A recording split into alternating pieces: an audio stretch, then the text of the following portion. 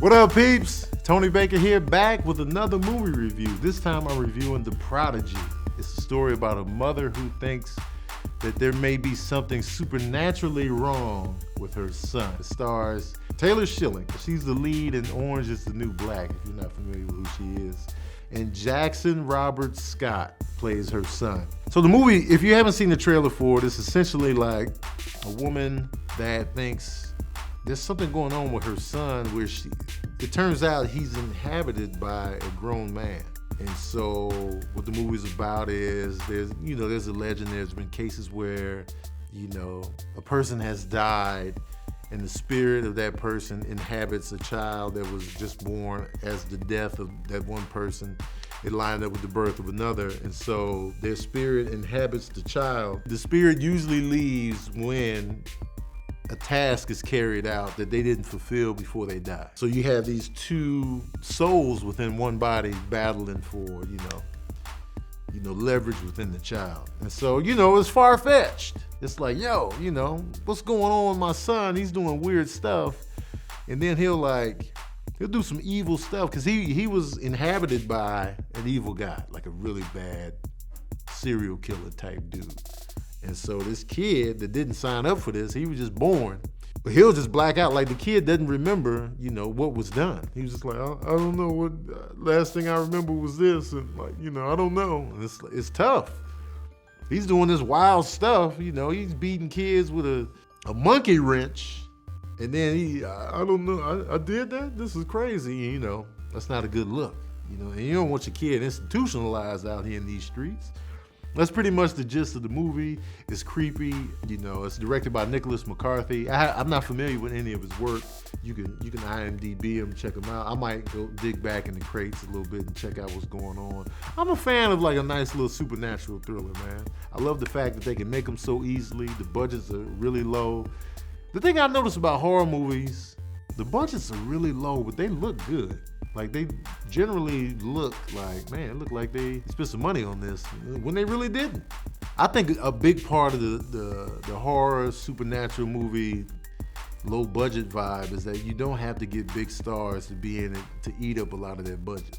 The premise is the storyline. The premise is the monster or the antagonist more so than the actors themselves. Yeah, if you can get a big star in there, cool, but people are just gonna show up for the premise.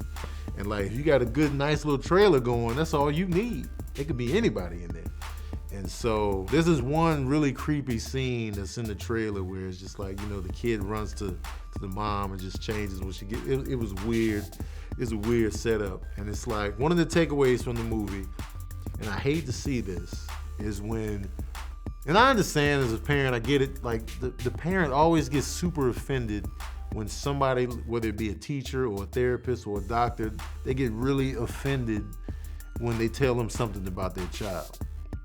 Like your child just spoke a rare Hungarian language in his sleep that he doesn't speak. And then the parent is like, so what are you saying?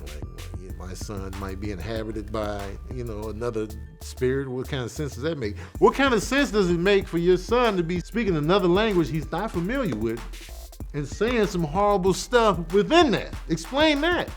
Like me as a parent, I'm believing everything right out the gate.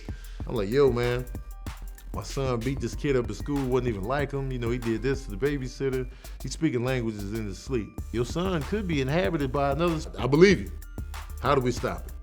That's me as a parent. I believe it. Because he's doing some weird shit at the house. We got to nip this in the bud tonight. What do we need to do? But the parents always resist, because the dad was like, man, this is crazy. I hate to see the resistance. Your son is doing crazy stuff. Believe what these people are telling you. Your teacher has no reason to lie on your kid. Your therapist has no reason to lie on your kid. Trust them. Let's work together. Let's solve this. Don't just sweep it under the rug. The sweep under the rug is killing everything. You're sweeping it under the rug. I'm like, oh man, come on. And so you had a little bit of that dynamic in there. One of the takeaways from this film was the performance of the kid played by Jackson Robert Scott. First of all, acting is hard. So when kids can do it, you get bonus. You get the bonus props, man. He did a good job. And why, I've noticed whenever they have child actors, they always have the full name. They always give them, remember Zachary what's his name? Jonathan Taylor Thomas, Zachary Ty Bryant. A lot of times they use the 3 names, and then they lose one of them when they get older. They're like, I don't know nobody got time to say all that. I don't know why they do that with kids especially. He did a good job, man. These are kids acting, so it's like the switch, the gear shift between when he's the man inhabiting the body and when he's the kid. Like you see the dynamic, the shift. I thought that was pretty cool. The guy who played the killer that inhabits him, I wasn't that impressed with him as far as a look and a vibe. He didn't really creep me out. There are moments in the film where it's like a creepy visual. I'm like, oh, that was creepy as hell right there. But the way the killer looked himself, it was just like, I mean, he's a creepy guy, but I wasn't fully creeped out. Other than that, man, it was a solid supernatural thriller. Like, I was guessing, I was looking forward to how they were gonna resolve everything, and it kept me wanting more. I was interested. I didn't get bored. I mean, that's what you want out of life, you know what I'm saying? On the supernatural tip, just don't bore me. You already get the supernatural element, I'm already in. Just don't bore me, and don't tiptoe. Go full supernatural. Some movies I feel like they want to go supernatural, but no, let's keep it real. And then other times it's just like, and this movie isn't a heavy load emotionally like Hereditary, for example, which people loved or hated.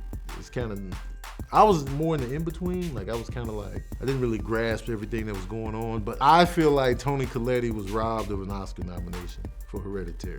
Like when I was watching that film, I was like, I marveled at her performance, and I knew it was a heavy load as an actor. All those emotions she had to hit as an actor, I was like, yo, that's a heavy load.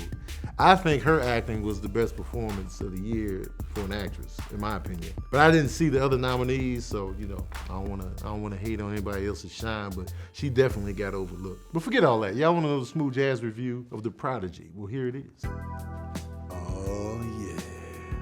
I'm giving The Prodigy 3.5 saxophones out of 5. What if I turned back around and then came back around again, but I was a kid? And I was a kid and the man in the same body the whole time. Would that be a plot twist? It's still me though. Or is it the kid? I don't know. All right, peeps, that's my review of The Prodigy. Let me know what you think of the movie in the comment section below. Did you see it? Did you want to see it? Let me know in the comment section below. You can check out At the Devil's Door, which is directed by the same director. I can't vouch for it personally. My producer Maya said it was pretty good, but Tony was like, I don't know. So, but I haven't seen it, so I don't know. But I'm gonna check into it though and see what's going on, just because this director is new territory for me. But yeah, let me know in the comment section below, man. And don't forget to like, share, and subscribe. And as usual, we out here.